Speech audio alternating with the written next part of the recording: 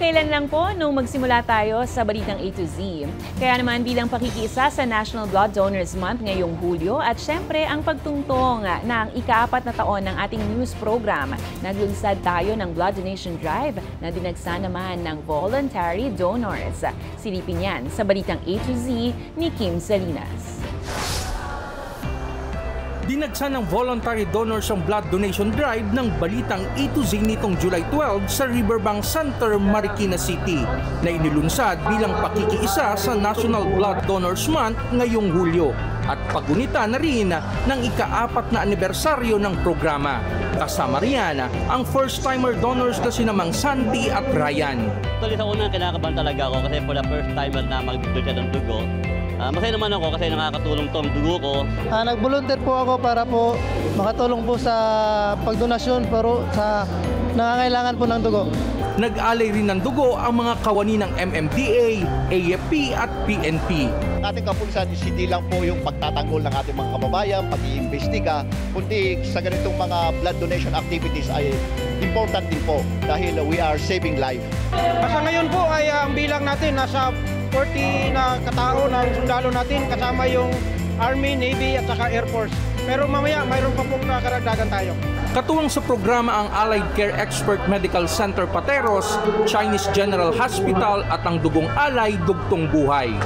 Yung mga dugo po na makokolekta natin ngayon ay naka-store po sa blood bank ng partner hospitals natin. Doon po may share po tayo, yun po yung pwede nating itulong. Ngayon sa mga nangangailangan po, i-refer nyo lang naman po sila sa Dugong Alay sa akin po. I-refer nyo lang naman po sila, yun tutulungan na po natin sila. Nakiisa rin sa bayanihan ang pribadong sektor mula sa Kabigting Water, Better Blend, Good Rotary Club of Manila Premier, Share a Hope PH at Federation of Filipino-Chinese Chambers of Commerce. Ang advocacy po namin is about zero hunger, hence feeding po talaga kami. Sa amin po ang food for everybody.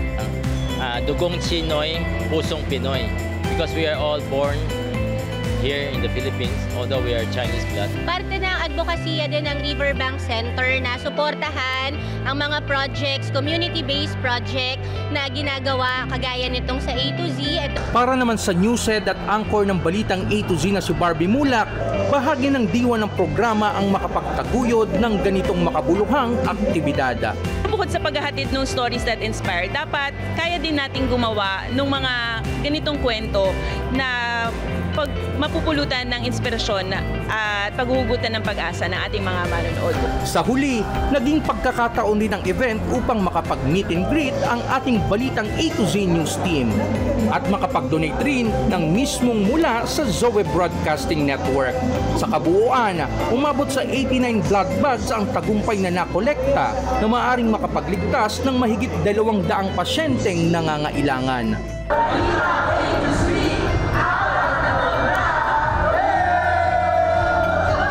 Para sa balitang A to Z, Kim Salinas.